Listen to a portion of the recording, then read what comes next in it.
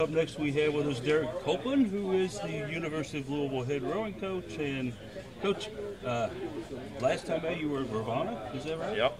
And did pretty well up there, from Yep. what I understand. Yeah. Who were some of the things that you were proud of, and some of the players that stood out for you? Yeah. So in that race, we don't take the whole team, but we take what looks like a beefed up ACC travel group. So we take about 4 boats to ACCs, five boats to ACCs. We take about 6 to that race. Getting ahead of Virginia's second boat with our first boat is pretty good. We've had Duke in front of us now for a couple of years there, and this year we finally were able to take them down at that race to beat them in a fall race. They've come a long way, just a few years, and so they jumped ahead of us. I think we're back in the mix now to try to look at the 2nd through 4th spots at ACCs, and this race has been a real good predictor of that. As far as standout performances, and we have a freshman from France who usually our freshman takes about 18 months for them to really make an impact. This girl's stroking the boat, which means she's like the quarterback of the boat. As a freshman, kind of an undersized girl, she has a good chance to be freshman of the year in ACC. Her name is Violette Legrand. Legrand, I think it's going to work out quite well. Yeah. Legrand effort. Yes. I know in the course of a season you're on a lot of different bodies of water. Yeah. Is there one particular venue that you really get excited about going to because you like the way that the course sets up? Yeah. So Oak Ridge, Tennessee it's right near Knoxville, and it's a world-class place. And lucky for us, we can get there pretty easy. So we race there quite often. We host a big regatta in March there called the Oak Ridge Cardinal Invite. This will be our 7th or 8th year we've done it. This year we have 12 teams, including us.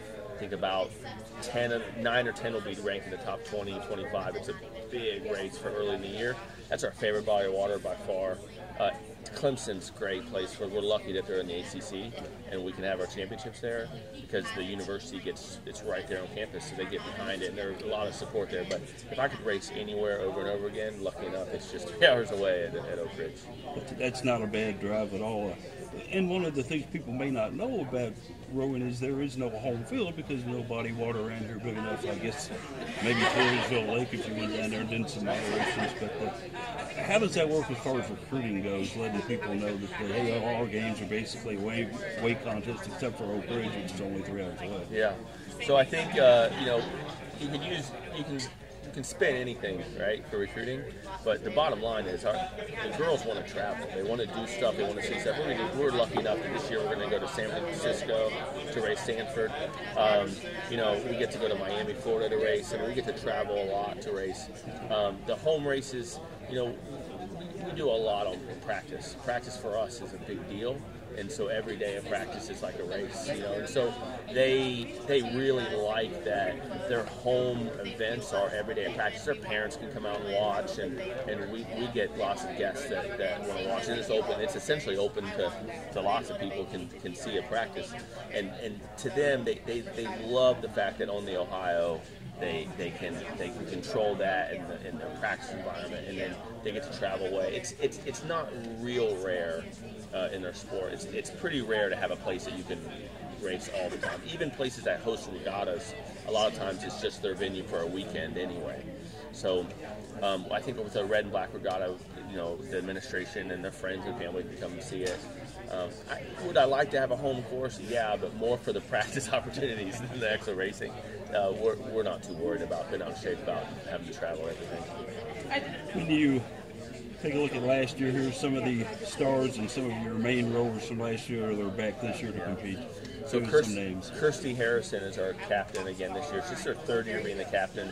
She's a solo captain now for the 2nd year. It's tough for a 70-girl team, but that's kind of how we do it. We like to give that. It's a big honor to have. We'll have some supporting roles, but as a captain, she also is All-American.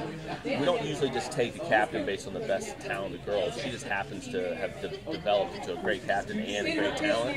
She's our first All-American since 2014. She's got a good chance to do it again. I think she was a national team camp attendee last 2 summers. We have a girl from Czech Republic, not Czechoslovakia. I guess that should be pretty old. They have a girl from Czech Republic who's a junior named Lucy Haranova. She's on pace to break every record we've ever had on the ergometer, the rowing machine we use. That's what we test on. That's most of our training. That's how we can see how they are as an individual. So I think that those two are pretty set to help. I think we have a lot of seniors, and we're at maybe 16, 17 seniors, and a lot of them were recruited, and they turned out really, really well. But a lot of them were novices, so they started as freshmen with no experience. It's the best novice class we've ever had, all grown up. And a few of those girls are all American contenders too. So that whole senior class is going to be like the player of the year. I can tell you that. What advice would you give a young girl who maybe saw rowing, liked it, maybe wants to pursue it in college, but there's not exactly a whole lot of rowing programs in the high school level around here? Yeah. What are some of the things that she can do to get herself ready to maybe be a novice in that kind of stuff? Yeah, I think if you do, it's a training sport, so it's just day after day of doing the training, doing the work, and it's not as much of a skill sport. So, any sport that gets their heart rate, where it needs to be running or swimming, that they can just do for the whole year leading up to their coming up to college, that's going to help a lot. CrossFit, believe it or not, has adopted the rowing machine as a part of as a tool for them. Orange Theory actually has it. So if they were cross training in something else and wanted to kind of get an idea of what they could do rowing wise, I think those two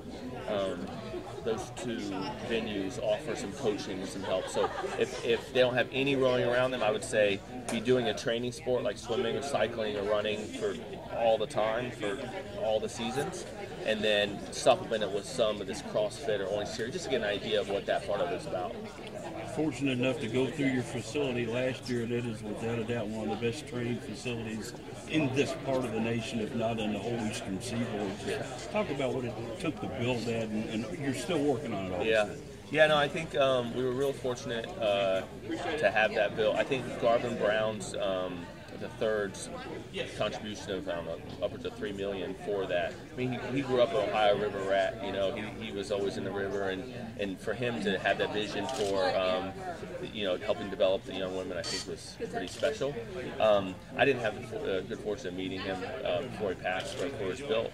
But we haven't had to do a whole lot since. We do a lot of maintenance. We've improved the tanks quite a bit. Now the tanks are the in-water tanks where they can row just like they would when we're flooded. They can row indoor. We've improved those quite a bit. We've done a lot with data monitoring, and really it's a place for them to come in, get the work done, and then leave. And when they're getting the work done, they got to be comfortable. So there's a lot of meals now provided there. There's a lot of study areas that we a lot of coaches' offices for them to meet and video. That's the only improvements we really had to make. The structure, the bones are really solid, and no issues there at all. It's for recruiting. It's really, really helpful because they want to know not only that they can row all the time, but when they can't row, what do they do? They don't have to do a lot of moving around. They get there, they get the work in, and then they split. They like that. I think being off campus a little bit helps because they're not always walking by the boathouse thinking, oh, I need to go do some more. They can do more here, but when they're at work there, it really helps. It's Derek Copeland right there telling us about his place on the river. Best of luck this year, Coach.